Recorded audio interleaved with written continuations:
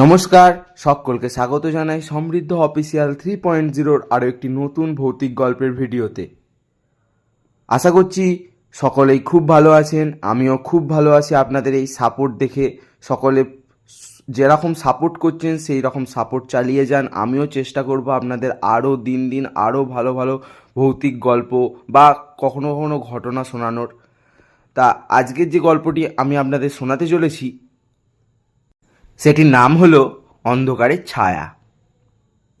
তা গল্পটি শোনার জন্য সকলেই কানে হেডফোন লাগিয়ে নিন আরও ভালো অনুভব করার জন্য। তা গল্পটি আমি এখান থেকেই শুরু করছি। পশ্চিমবঙ্গের এক প্রত্যন্ত গ্রাম, নাম তার শান্তিপুর। নাম শান্তিপুর হলেও গ্রামটা মোটেও শান্ত ছিল না। প্রায় প্রতি রাতেই নানা ধরনের অদ্ভুত ঘটনা ঘটত সেখানে।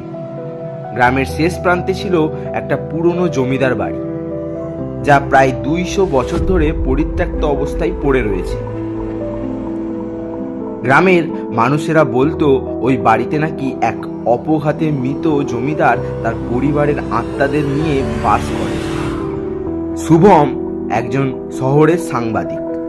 পুরনো জমিদার বাড়ির রহস্যের ওপর একটা রিপোর্ট লেখার জন্য শান্তিপুরে আসে। গ্রামের মানুষ তাকে অনেক বারণ করেছিল, কিন্তু শুভম ছিল জেদি আর নির্ভীক। তার কাছে এটা ছিল একটা বড় সুযোগ, যা সে কোনোভাবেই হাতছাড়া করতে চায়নি। এক অমাবস্যার রাতে শুভম তার ল্যাপটপ, ক্যামেরা আর কিছু জরুরি জিনিসপত্র নিয়ে জমিদার বাড়ির দিকে রওনা দিল। চারপাশে ঝিঝি পোকার একটানা আওয়াজ ছাড়া আর কোনো শব্দ নেই। চাঁদ নেই বলে রাস্তা প্রায় অন্ধকার, শুধু টর্চের আলোয় পথ দেখে চলতে হচ্ছিল। জমিদার বাড়ির ভাঙা ফটকের সামনে পৌঁছেই শুভমের গা ছমছম করে উঠল। ফটকের একটা মরা লতা পেঁচিয়েছিল, যা দেখে মনে হচ্ছিল যেন সাপের দল কুণ্ডলি পাকিয়ে আছে। বাড়িটার ভেতরে প্রবেশ করতেই এক অদ্ভুত শীতলতা অনুভব করলো শুভম। বাইরের থেকে তাপমাত্রা যেন অনেক কমে গিয়েছিল সেখানে। বাতাসে একটা স্যাঁতস্যাঁতে গন্ধ, আর চারিদিকে ধুলো আর মাকড়সার জাল রয়েছিল। শুভম তার টর্চ জেলে চারিদিকে দেখতে শুরু করলো। হলঘরের মাঝখানে একটা ঝাড় লণ্ঠন ঝুলেছিল, যার কাঁচের টুকরোগুলো নড়ছে আর অদ্ভুত শব্দ তৈরি করছে।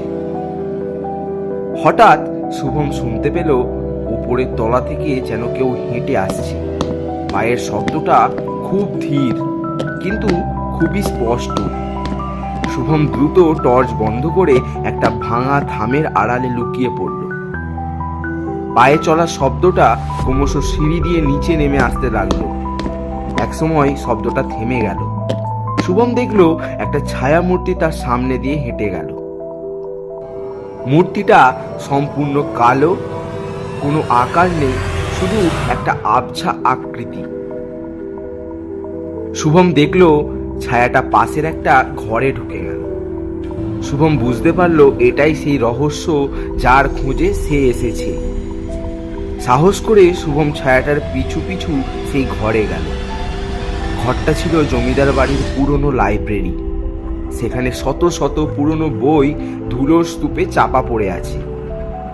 শুভম দেখলো সেই ছায়াটা একটা পুরনো ডায়েরি হাতে নিয়ে বসে আছে। শুভম এক কোণ থেকে লক্ষ্য করলো ছায়াটার হাত কাঁপছে, যেন কিছু লেখার চেষ্টা করছে, কিন্তু ছায়াটার কোনো শরীর নেই, শুধু একটা আবছা আকৃতি। শুভম তখন ল্যাপটপ বের করে সবকিছু রেকর্ড করতে শুরু করলো।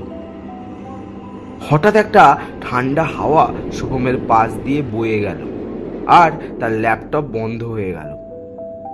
শুভম ভয়ে চমকে উঠল। সেই সময় সে দেখলো সেই ছায়াটার তার দিকে ঘুরে তাকালো।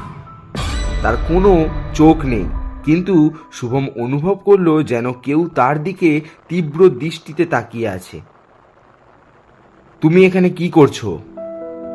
একটা ফ্যাসফ্যাসে কণ্ঠস্বর ভেসে এলো। শুভম ভয়ে জড়সড় হয়ে গেল। সে কোনো কথা বলতে পারল না। তুমি কি আমাদের গল্প জানতে এসেছো? কণ্ঠস্বরটা আবার বলল। আমরা শান্তিতে নেই, আমাদের মুক্তি দরকার। হঠাৎ ঘরের মধ্যে কোনো এক অনেক পুরনো বই আলমারি থেকে নিচে পড়তে শুরু করলো। সেই সঙ্গে সঙ্গে একটা তীব্র আর্তনাদ ভেসে এলো। শুভম দেখলো আরো কিছু ছায়ামূর্তি ঘরের মধ্যে ঘুরে বেড়াচ্ছে। তারা যেন একে অপরকে খুঁজছে। শুভম বুঝতে পারলো এই আত্মাগুলো কোনোভাবে এখানে আটকে আছে। শুভম প্রাণপণে ছুটতে শুরু করলো। সে লাইব্রেরি থেকে বেরিয়ে এলো, কিন্তু জমিদার বাড়ির সমস্ত দরজা জানালা বন্ধ হয়ে গেল। শুভম বুঝতে পারলো সে একটা ফাঁদে পড়েছে। হঠাৎ সেই ফ্যাসফ্যাসে কণ্ঠস্বরটা আবার ভেসে এলো, তুমি যদি আমাদের গল্পটা সবাইকে না জানাও তাহলে তুমিও এখানে আমাদের মতো আটকে থাকবে। শুভম ভয়ে সিঁড়ি দিয়ে উপরে উঠতে শুরু করলো। সে দেখলো সিঁড়ির উপরে একটা সাদা শাড়ি পরা নারী দাঁড়িয়ে রয়েছে। তার কোনো মুখ নেই, শুধু একটা কালো গর্ত। শুভম চিৎকার করতে যাচ্ছিল, কিন্তু তার গলা দিয়ে কোনো শব্দই বের হলো না। আর নারী মূর্তিটা তার দিকে এগিয়ে এলো, আর শুভমের শরীরটা যেন জমে গেল। পরের দিন সকালে গ্রামের কয়েকজন মানুষ জমিদার বাড়ির কাছে গিয়ে দেখলো বাড়ির ফটক খোলা। তারা ভেতরে প্রবেশ করে দেখলো শুভম অজ্ঞান অবস্থায় মেঝেতে পড়ে আছে। তার হাতে একটা পুরনো ডায়েরি, আর তার ক্যামেরা আর ল্যাপটপ ভাঙা। ডায়েরিটা ছিল সেই জমিদারের ডায়েরি, যেখানে তার পরিবারের করুণ মৃত্যুর ইতিহাস লেখা ছিল। ডায়েরিটা পড়ার পর গ্রামের মানুষ বুঝতে পারল শুভমকে সেই আত্মারা মুক্তি দিয়েছে, কারণ সে তাদের গল্পটা সবার কাছে পৌঁছে দেবে। শুভম সুস্থ হয়ে সেই জমিদার বাড়ির ঘটনাটা বিস্তারিতভাবে লিখে প্রকাশ করলো। তার লেখা রিপোর্টটা সবার মনে এক অদ্ভুত ভয়ের জন্ম দিল, আর সবাই বুঝেছিল যে কিছু কিছু রহস্যের সমাধান শুধুমাত্র অভিজ্ঞতার মাধ্যমেই পাওয়া যায়। আর কখনো কোনো ভূতের গল্পের খোঁজে যায়নি সে, কারণ সে বুঝে গিয়েছিল কিছু রহস্যের সমাধান করা তার পক্ষে সম্ভব নয়। তা এখানে আমাদের গল্পটা শেষ হলো। সকলেই কমেন্টের মাধ্যমে জানিয়ে দিন গল্পটা আপনাদের কেমন লাগলো, এবং সবাই ভিডিওটিকে একটি লাইক করে আমার চ্যানেলটিকে সাবস্ক্রাইব করে বেল আইকনটিকে অলে প্রেস করে দিন আমার চ্যানেলের সদস্য হওয়ার জন্য। এবং চ্যানেলটিকে সবাই একটু সাপোর্ট করুন। আমি আরও ভালো করে গল্প শোনানোর চেষ্টা করব আপনাদের। এভাবেই আমার পাশে থাকুন। তা আজকের জন্য এই পর্যন্তই। দেখা হচ্ছে আবার পরের একটি ভৌতিক গল্পের ভিডিও।